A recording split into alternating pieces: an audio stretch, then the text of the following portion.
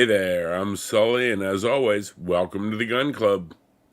Alrighty, today is a little bit of a special change of pace for us because, well, we're covering a kind of a specialty topic, and what we're covering is, well, Mr. Baldwin has been indicted. Yes, that's right. We're doing a little special show here. I've been covering this one since it started back in October of 2021, partially because it made a lot of news, but also partially because there's a lot of misunderstandings around it. Now, for those of you all who do not know, I actually worked for a while on and off on different assignments, working as a contract employee on various movie sets, so I've got a little bit of background in this stuff. I remember when we were using any type of firearm, live ammunition, dummy rounds, whatever else, the safety briefings and everything we had to go through. I remember how that worked, and so, again, as being a set medic and having worked on these shows, I understand a little bit behind the scenes, and we've talked a lot about the behind the scenes stuff, but today we're going to get more into the legal situation and the case and how you can possibly indict someone for just an accident, because, again, it's just been a horrible accident. Well, we'll get into that and we'll go through. But before we get too in deep, I want to recap what all has happened. If you haven't been following Alec Baldwin's situation or what's going on with it, let's drop back to the very, very beginning. On October 21st of 2021, there was a fatal shooting on the set of Rust. Cinematographer Halyna Hutchins was killed. She was a mother of one, married lady who was working as a cinematographer on this film. Director Joel Souza at the time was wounded. There was actually one shot fired. It went through and through Miss Hutchins and struck Mr. Souza, who was behind her, in the process of lining up a camera shot. At the time, the firearm was in the physical possession of Mr. Alec Baldwin, and he was told by her and by Joel Souza to aim the weapon at them, performing various tasks, because they thought, or he thought, the weapon was safe or cold or whatever term you want to use. He never checked it, though, unfortunately.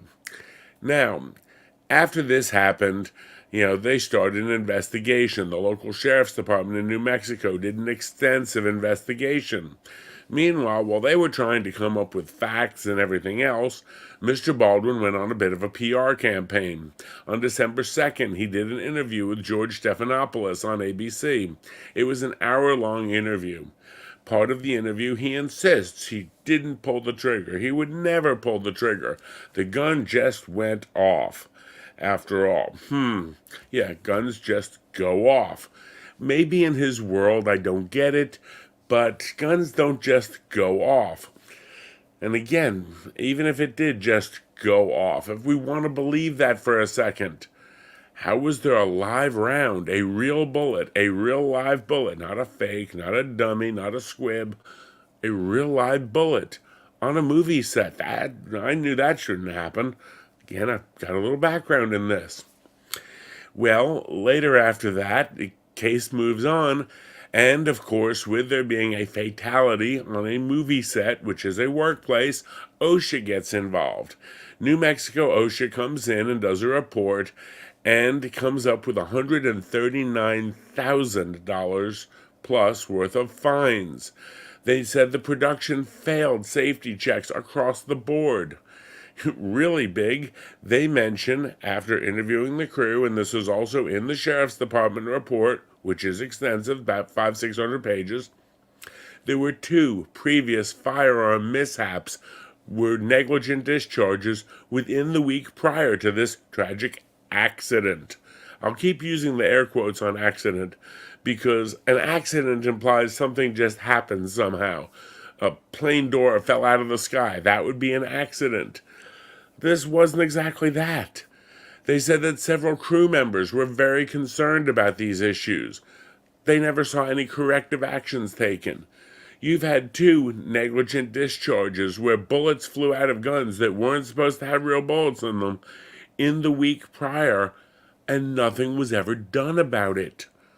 The armorer, Hannah Gutierrez Reed, she was not provided, according to New Mexico OSHA, adequate time and support to do her duties. And that's a big one, because not only was Mr. Baldwin the star of this movie, Rust, he was also the executive producer. It turned out it was kind of a low-budget movie, and there's a lot of great low-budget or lesser-budget films made where they don't have all the glamour and glitz that we had, say, when I was working at Warner Brothers, where they don't have medics attached to every team all over the place, where they don't have all the big IATSE and Screen Actors Guild requirements. It's a non-union show. There's a lot of great ones made. I've seen several great movies made like that. However, just because you're trying to cut corners and come in under budget doesn't mean you should be cutting safety. And they did. And it was pretty much proven by an independent investigation by New Mexico OSHA. Safety was not their top priority, yet they were working with real live weapons.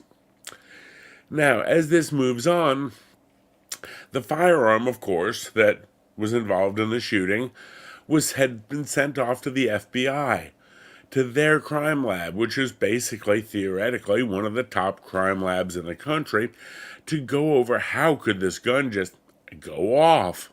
Well, lo and behold, the FBI in August of 2022, so we're looking now almost a year later, released a report saying the gun could not, again, double underline there, have fired without the trigger being pulled. Now, to give you an idea, the FBI tested the weapon to see if it would work normally. They did it in a safe condition and see if it functioned normally, i.e. the hammer gets cocked, the trigger gets pulled, the weapon goes bang. Worked fine. They then loaded up live rounds in it and tried to see if they could make it just go off without pulling the trigger. Basically testing the story that Mr. Baldwin had floated and told everybody. He told the sheriff's investigators right after the incident he had never touched the trigger, he'd never do that, he knows better than that. He's trained, he's Alec Baldwin. I mean, he knows better than that. Yeah, sure. So they tested it. Now, when they tested it, to give you an idea how much they tested, what they do is they put the gun in a vise, loaded, and, again, pointed into a safety can, try to make it go off by banging on it, hitting it with things, tapping it different ways, basically any way to make it go off without activating the trigger mechanism. They did this so much and so long, they actually beat the firearm into submission. And when I say they beat it into submission, they beat the poor thing until it broke. And it still never went off without pulling the trigger. So they released their report saying there's no way, after all our testing, we can find any way this happened the way he swears it did. That casts a lot of doubt on Mr. Baldwin's story. Oh well, imagine that. Now, at the same time all this is going on and the crime lab is going through it, Halyna Hutchins' husband filed a civil suit against Baldwin. The civil suit, of course, was, you shot and killed my wife.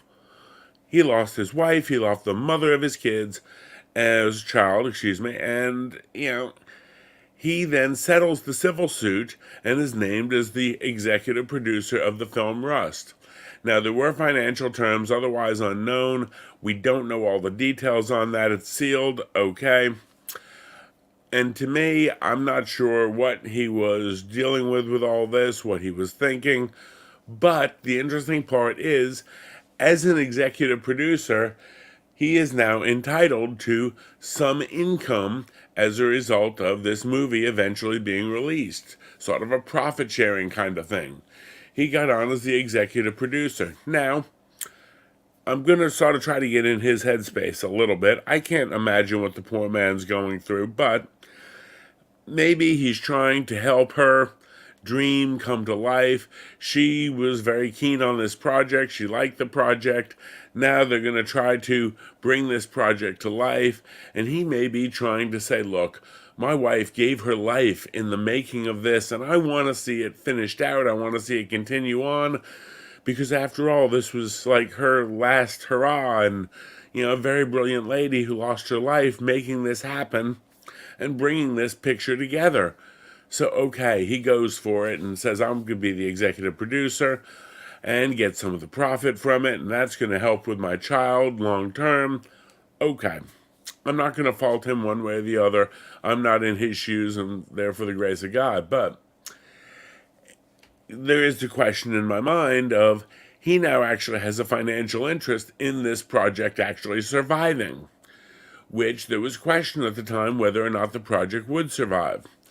Now, the Santa Fe County Sheriff's Department investigators in October of 2022 submit their results of their investigation, and it was extensive, 550 plus pages, almost 600 pages. And they say, look, we're going to submit all of our paperwork, all of our information, and we're going to send this over to the district attorney, and they're going to determine if there's going to be any criminal charges. At the same time, in the civil side of this situation, Alec Baldwin files civil suit against Halyna Gutierrez-Reed. That was the armorer on the film. Now, she was relatively inexperienced as an armorer, although her father, Thale Reed, is one of the gurus of the business, one of the top-rated national individuals. He is a very well-respected, not only in the firearms industry, competitive shooting industry, Hollywood, everything else. So she's sort of the, I guess you'd say, run to the litter, trying to follow in Big Daddy's footsteps. And she is not, right now, I would not say, or at the time at least, was not 1/10 the armorer that Daddy was. Daddy was the real thing. He was the real deal, and I have nothing but the ultimate respect for him. I think she was a little bit over her head, but we'll get into that. He also filed a civil suit against David Halls. David Halls was the assistant director on the film. He actually physically handed Alec Baldwin the gun and told him it was cold. Unloaded, not a live weapon. Now, it was a real weapon, but it was supposed to be cold or unloaded. Now, the weapon had been loaded with dummy rounds, or supposed to be dummy rounds, by Ms. Reed earlier in the day, and somehow after she did this, nobody thought to check it or look at it anymore. And, well, imagine that. He was also filing suit against Sarah Zachary. Sarah was a props assistant who worked in conjunction with Miss Reed, helping her with the guns. Now, we say, well, they said in OSHA that they didn't have enough time to do her job. They had her performing multiple tasks and other people filling in and performing multiple tasks. Interestingly to note, if Miss Zachary was supposedly assisting Miss Reed, Miss Zachary herself was one of the people who had a negligent discharge in the week prior to the fatal shooting. So one of the people who's like working with the guns, in charge of the guns, is having negligent discharges. And no safety brief, no meeting, no safety stop, no, oh shit, this happened, let's analyze why and make damn sure it doesn't happen again. No, we're on a filming timeline, we're going to keep right on trucking. Yeah, what's the worst that'll happen? Someone will die? I mean, this was not very well thought out. Personally, again, I'm not necessarily trying to throw rocks at some of these people, but I'm going to call it like I see it. Having been on sets and knowing how well safety should be done, and having worked not only there but also in industry, if you have a near miss or a near collision, you have a safety stop, you figure out what's going on. You don't just keep plodding on, especially with 2 negligent discharges. Well, January 31st of 2023, Halyna Gutierrez-Reed and Alec Baldwin were charged with involuntary manslaughter along with a quote-unquote firearms enhancement charge. The enhancement was based on the fact that due to the fact that the manslaughter occurred with a firearm, it was an automatic minimum 5 years. Now, there was a legal issue there. The firearms enhancement rule, where that was instituted, didn't go in place until May of 2022. It wasn't passed by the New Mexico state until 2022. And this incident occurred back in October of 2021, so therefore, a little bit of court legaling. Both of the defendant's attorneys said, Your Honor, I understand they're charging involuntary manslaughter, they're charging this firearms enhancement, they're both looking at up to 5 years in the pen, But that was not the law at the time it happened. In this country, you can't change the law after something happens to make it illegal. That would be called an ex post facto law, and they're not really good. You can't say that, okay, the speed limit is 55 today, someone goes 45, and we change it to 40 tomorrow and write them a ticket. No. So what we have, still the involuntary manslaughter charge is held up. However, the firearms enhancement was dropped off of it in February of 2023, as well it should have been. It wasn't appropriate, but at this point still, the involuntary manslaughter charge was looking for prison up to 18 months for Baldwin and Reed. Now, at this point, a lot of people come out, and the whole thing was, but it was a movie set. He didn't mean to do it. Well, if he meant to do it, it wouldn't have been involuntary, and it wouldn't have been manslaughter. It would have been like premeditated murder or something like that. If he had walked into a liquor store and shot someone, well, that would be like murder. If he had meant to do it, but he didn't mean to do it. So, okay, involuntary manslaughter. Now, strangely, suddenly in April 2023, the charges are dropped against Baldwin. And everyone said, well, of course they were dropped. They should be dropped. But they were dropped without prejudice. And this is a big thing.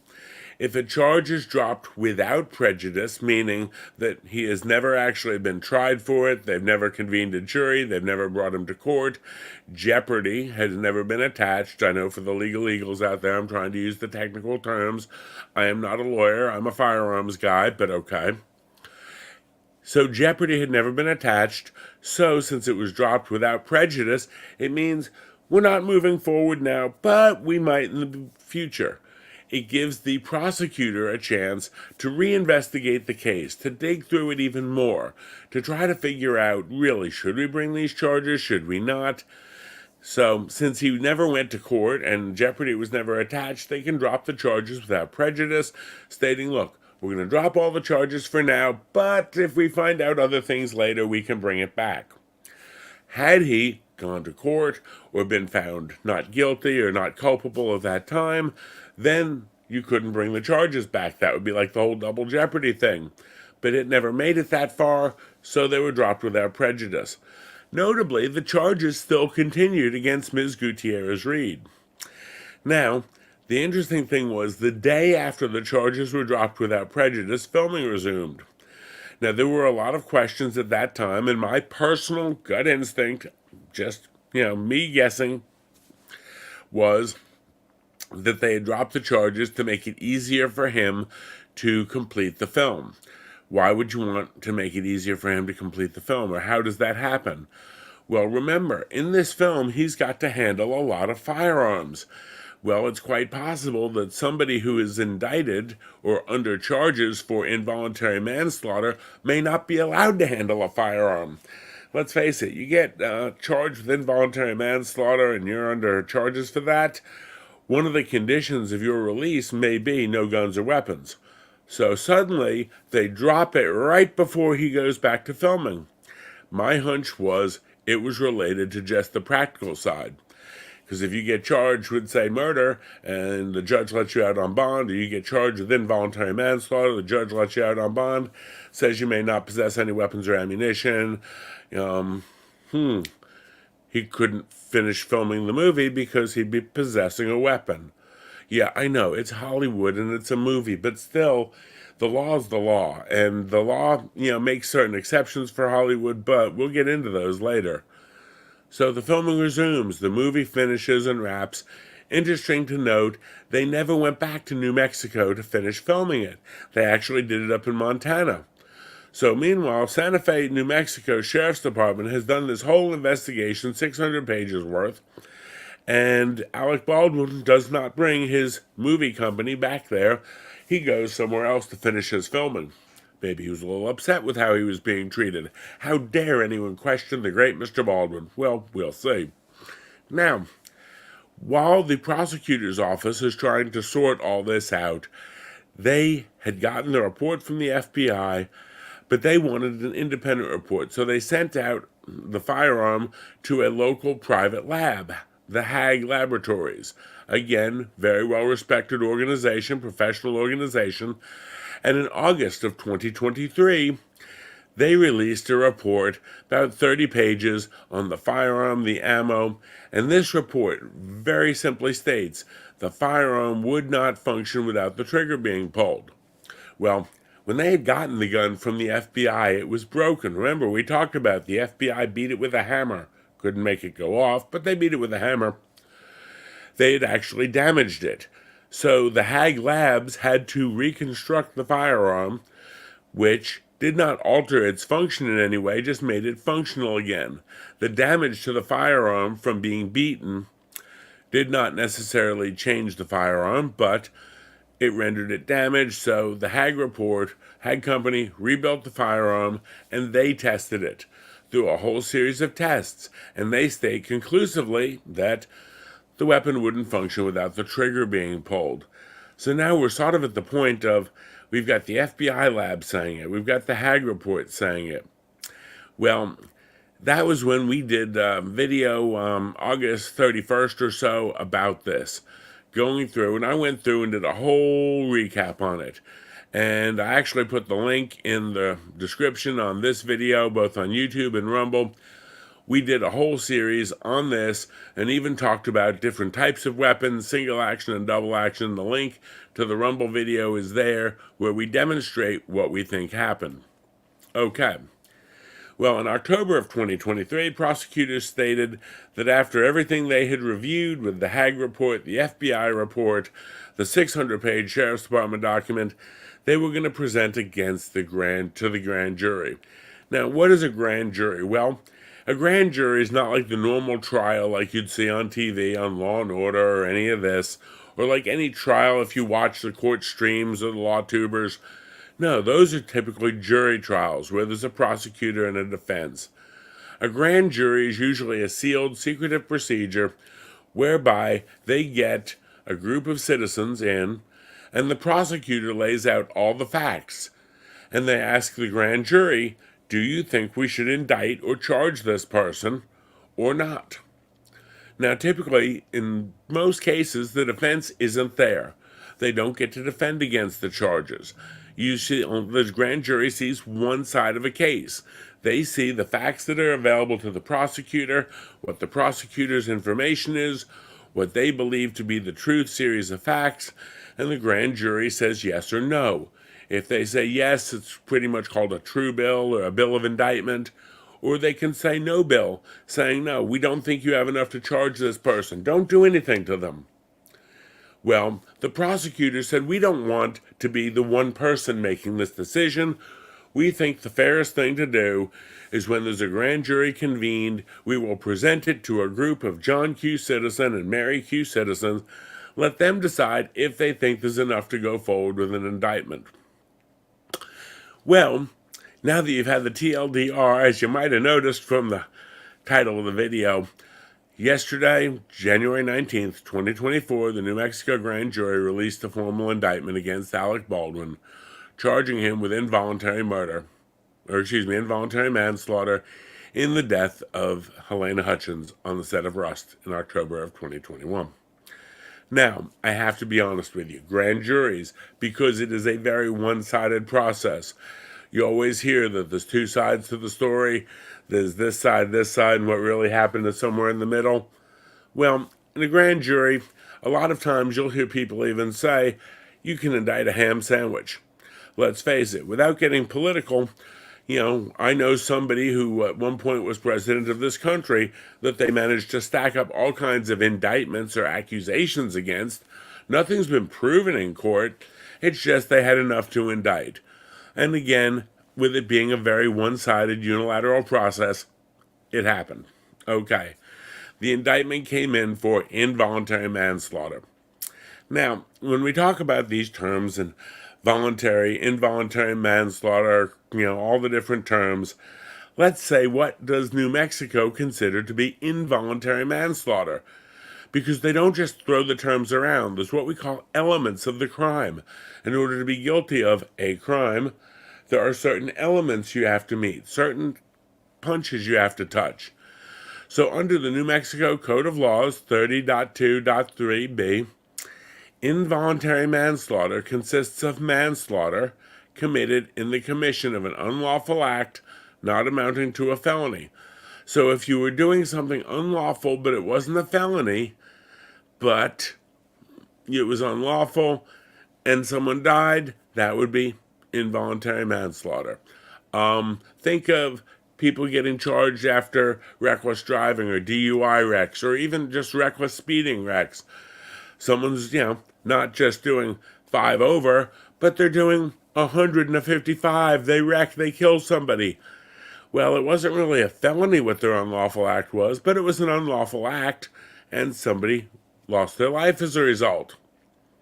It can also be charged, and this is what fits this one, in the commission of a lawful act which might produce death or injury without care or circumspection.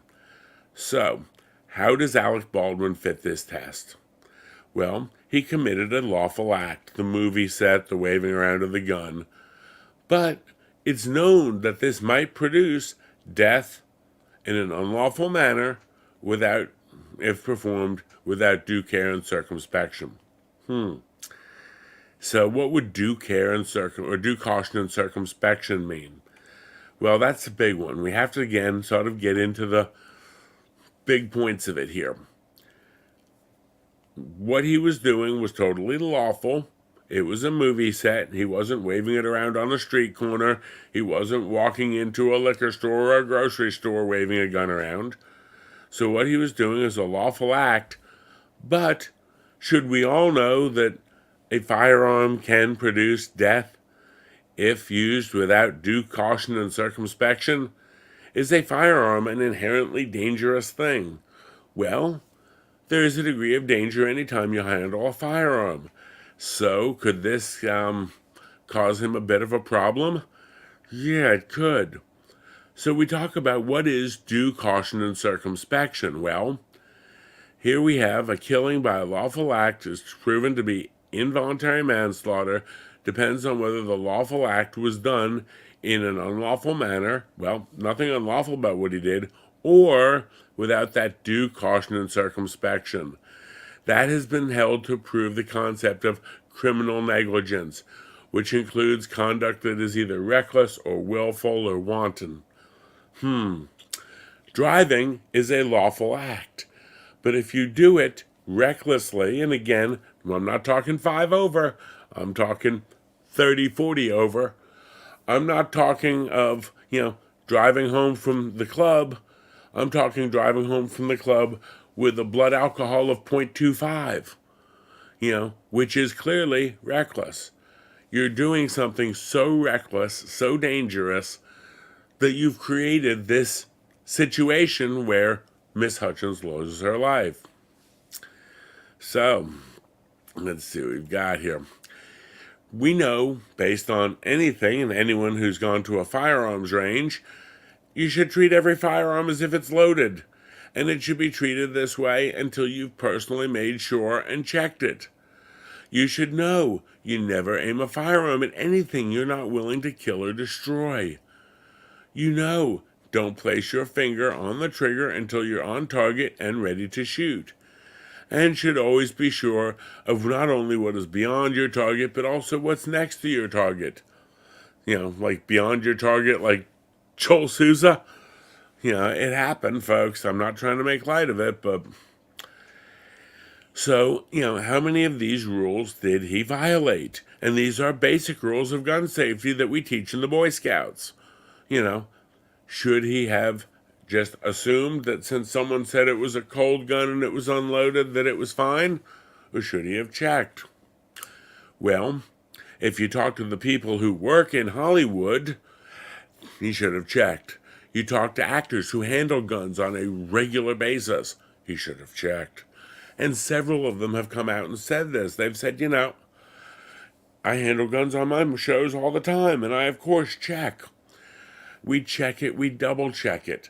You're dealing with a live weapon. You're dealing with something, and a gun is a mere tool. Used properly, fine. Used improperly, not so fine. So, did he do it without due care or due caution and circumspection? Well, do the movies still have state laws, or do we suspend them? Are there special rules? How about movie company? Is there a policy? Well, the Screen Actors Guild actually has a policy about it. So we're going to say, forget the 4 rules of firearm safety. I'll even say, forget anything we've learned and anything we teach about basic firearms. This is from the Screen Actors Guild. This is the movie people. Treat all weapons as though they are loaded and or ready to use. Do not play with weapons and never point one at anyone, including yourself. Follow the directions of the property master, which would have been Sarah, the weapons handler, which was Hannah Reed, regarding all weapons. The use of firearms and other weapons may require special permits or operator certifications. Anyone that will be using a weapon shall know all of the operating features and safety devices. All weapons must go through thorough safety inspection, testing, and cleaning on a daily basis. Anyone, including St. Baldwin, handling a weapon shall receive the proper training and know the safety devices and features. If firearms or other weapons are used in filming, the property master and weapons handler must meet with cast and crew and inform them of the safety precautions in effect and answer any questions. Now, this is straight out of the Screen Actors Guild policy manual. Did he follow this? Did he live up to? Again, I'm a paramedic. The standard I live up to is that of other paramedics. You can't hold me to be that of a neurosurgeon like Ben Carson or a trauma surgeon. You hold me to be the standard of a paramedic. I get that. I accept that. It would be unfair to hold a brand new EMT student to my standard of knowledge. It would be unfair to hold me to a doctor's standard of knowledge. However, this is the actor's standard of knowledge. This is the standard of care that they should be exercising in their craft. So while I feel bad in a way that, Mr. Baldwin was an actor who someone told him, handed him a gun and said it's unloaded, we don't do that on the range. And they obviously shouldn't be doing that in Hollywood. These are his rules. This is SAG Actors Guild. So, the Hague report comes out and says, look, here's what we've come up with.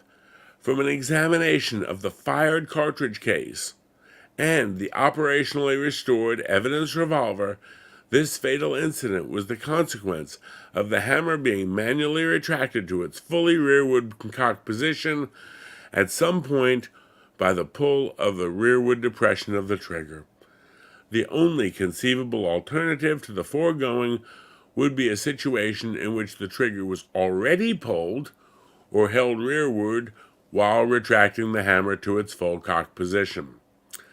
Although unlikely and totally contrary to the normal operation of these single-action revolvers, such improper handling would result in the discharge of a live cartridge. Folks, again, I'm not trying to throw rocks at Alec Baldwin. I don't have any axe to grind, don't know the guy. I'd recognize him if I saw him, but I've never been within 100 yards of him that I know. However, did he do something without due care and circumspection as outlined in the law? Did he do something, and as a consequence of his failure to exercise due care and circumspection, did Halyna Hutchins lose her life? Did her husband lose his wife? Did her child lose their mother?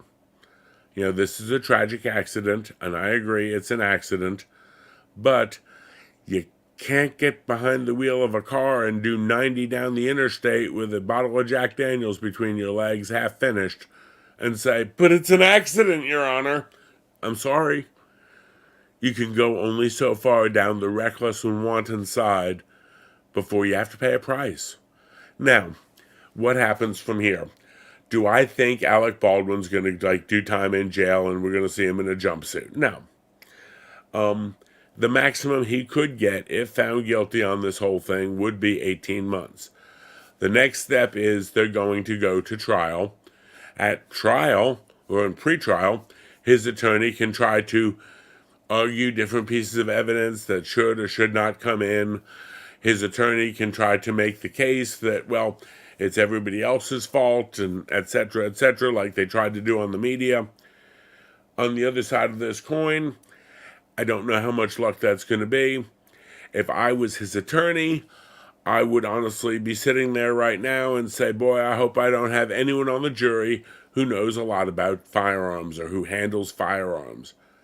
Because quite frankly, as someone who handles firearms regularly, we look at those 4 rules as being, I won't say set in gold, but pretty serious. And he broke all of them.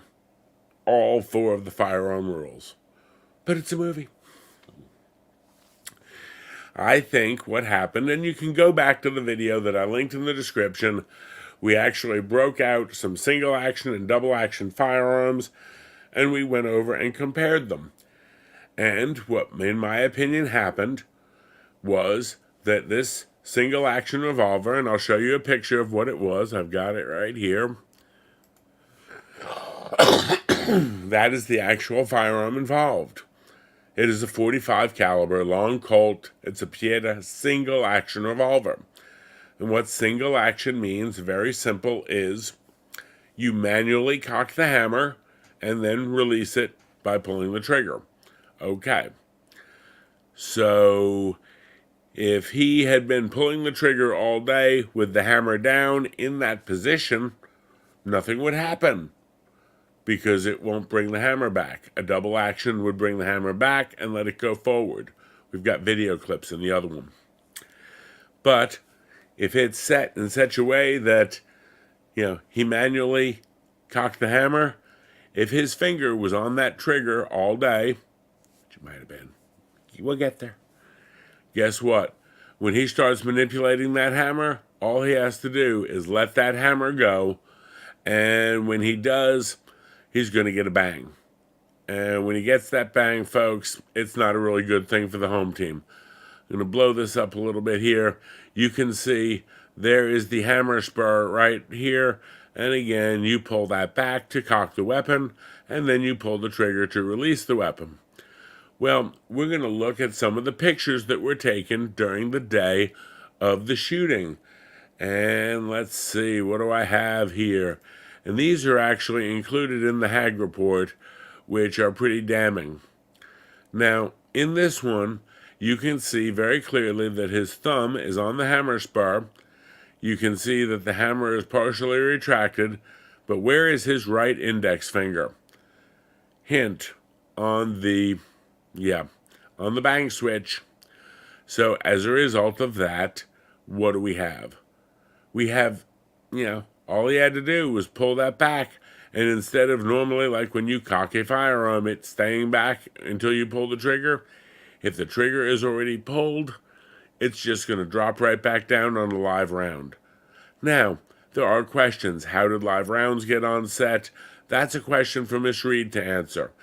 Per the Sheriff's Department report, cited on pages 189 and 190, I believe, there was supposed to be no live ammo on set. However, they further found that there were live ammo all over the place. They found several live rounds, including some in the box-marked dummy rounds. So we know how it happened. Somehow, live ammo made it to the set. Should never have been there. If it does get there, it should be locked down, sequestered, totally separately. This is the paramedic version of, I thought it was saline, but it turned out to be a drug instead. Well, that's why we don't mix syringes. We put one thing very carefully in one side. But there are multiple pictures from that day, and again, you can see finger very much appears to be on the trigger most of the day that he's filming. I think what happened is he was fat fingering, as I said in the last video. He was fat fingering that trigger all day. We get used to it. As instructors, we see new students do this in the beginning, and we coach them. Keep your finger on the frame, come on. Remember, never put your finger on the trigger till you're ready to shoot. And we have to coach them because it's a natural thing to grip this way and not out like that. We teach this. Those of us who use guns a lot practice this. Well, what do we have?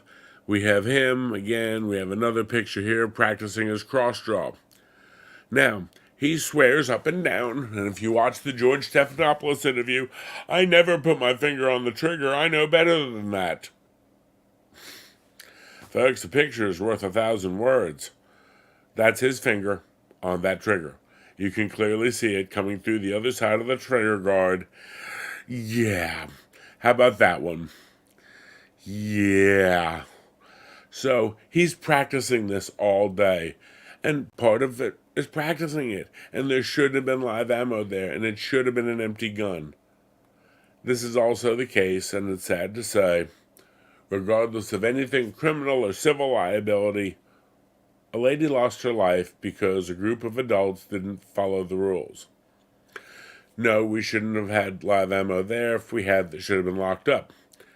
If we're going to do this, Hannah loads it, someone needs to check behind her, maybe Dave Hall. Now, Dave Hall is the assistant director. He was also charged in this. He's already taken a plea. He wasn't even going to try to fight this. He took a plea way back in the beginning. Hannah Gutierrez-Reed has been charged criminally. Her trial is set to begin, I believe, next month, and they're going to be trying her for the involuntary manslaughter as well. Now, how much responsibility does she get versus how much does Mr. Baldwin get? Well, remains to be seen. She's the one who oops and messed up the bullets and put the real bullets in the gun for the movie. Yeah, she's got plenty of responsibility. However, in her statements to the sheriff's office, they weren't even supposed to be handling guns that day, and they weren't supposed to be doing anything with guns, and there wasn't supposed to be any live fire. Now, technically, on most shows on the movie set, the armorer is there and present when this is going on. But remember, she was not only the armorer, she had other jobs to do. So now think about this. If you work at Acme Big Box Store and they tell you to stand here in the entryway and make sure nobody brings any dogs in. Okay. Service animals okay, but no, just pets. That's your job. But then when someone else tells you that they need you to go in the back and unload a truck, well, guess what? You go in the back and you're doing your other job. You're unloading the truck. You're doing what you were told. She went and did what else she was told for her other jobs. Somehow there were dogs let into the store. Well, what happened? How did this happen? So the manager who said you were supposed to make sure there were no dogs in the store comes and yells at you. You said, look, the other manager is sending me in the back. Sounds like a real lack of organization on this small budget flick. However, this lack of organization has the person in charge of firearms doing other stuff. Not really smart, not really safe. So that's the problem there. Who was the executive producer on this who was in charge of everything? Oh yeah, Alec Baldwin.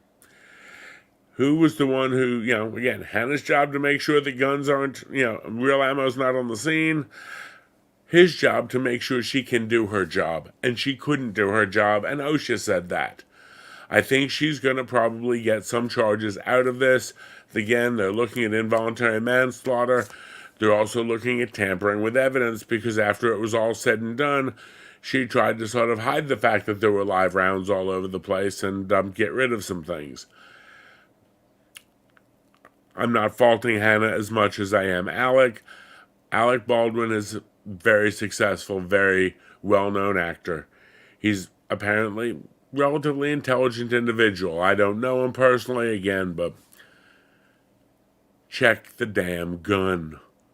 Check the damn gun. Clear your weapon. Had he taken the 5 seconds, and on Stephanopoulos he said that they're not allowed to check them, and a lot of his compatriots in Hollywood said, yeah, bullshit. Had he checked and said, wait a minute, this is a live round. You gave me I could have killed somebody with this. Halyna would have gone home to her family and kids. It is what it is, folks. She shouldn't have let the gun get loaded. Dave Hall handled it, took it over, gave it to him. He's pled guilty already. Alec took him on faith, didn't check anything, because after all, why would you check a gun? It's only life and death. And, the end result, this young lady dies. Halyna Hutchins. May she rest in peace. It is what it is. Folks, I hope you've enjoyed this ride through. I may well cover part of the trial on this. To me, again, I'm not doing this because I hate Alec Baldwin or I have any axe to grind with him. And I know I've had a couple of people send me messages like, well, you're not being fair. You're just trying to sound like a prosecutor. No, I'm trying to explain from not only that of a firearms person, but someone who's worked in law enforcement, how these charges come to be, what the elements are, and why a grand jury would sit there and say, yes, true bill, we will indict Alec Baldwin for this. I'm explaining what's happened. If the trial goes through and there's some great evidence that totally exonerates him for everything, don't know what it would be, but okay, I'll present that. I try to present as fairly as I can on both sides. If they had to ask me, though, do I think he's guilty of involuntary manslaughter? Yes. Do I think it's going to be very easy to prove in court? I think it will be. I don't see him going to jail for it, though. I see possibly a big fat fine, maybe some community service. And I will say this, on behalf of the 2A community, my thought would be Alec Baldwin needs to film a bunch of public safety announcements about the 4 rules. Imagine that. Alec Baldwin, who's not even a gun guy, getting together with some organization, GOA, FPC, SAF, NRA, NAGR, whatever, USCCA, any one of the millions of organizations, and imagine him filming gun videos about the 4 rules of safety and how important they are, and how just a little bit of complacency can kill a human being and drag you through court. Alec, tell your story. I could actually respect that. I don't think you did this deliberately, and I don't want to see you go to jail. What I do want to see is I want to see accountability. Let's get something positive come out of this. Alec Baldwin filming videos, doing a public safety campaign for all these agencies for gun safety. That would be great. That would be totally cool. I could get on board with that. I'd support that 100%. But until that time, you're on trial for manslaughter, so it is what it is, bro. Peace out, folks. Let me know what you think. Drop us a link, of course, please. Give us a thumbs up. Give us a little love in the chat. We always try to do what we can to share information out here. I wanted this to be, again, without, a lot of drama, without a lot of bullshit, but I definitely wanted to get the words out there and let everybody know how this got to this point, sort of recap it and bring us up to speed, because I have a feeling we'll be seeing a lot of this in the media in the next few weeks. At least now, if you're talking to one of your friends and they say, but, it was a movie set. You say, well, did you look at the policies for the movie set? Because I've seen them. But how can they charge him? It was an accident. Well, he did something without due care and circumspection, like the 4 rules. There you go. Folks, you have a wonderful weekend. Be safe.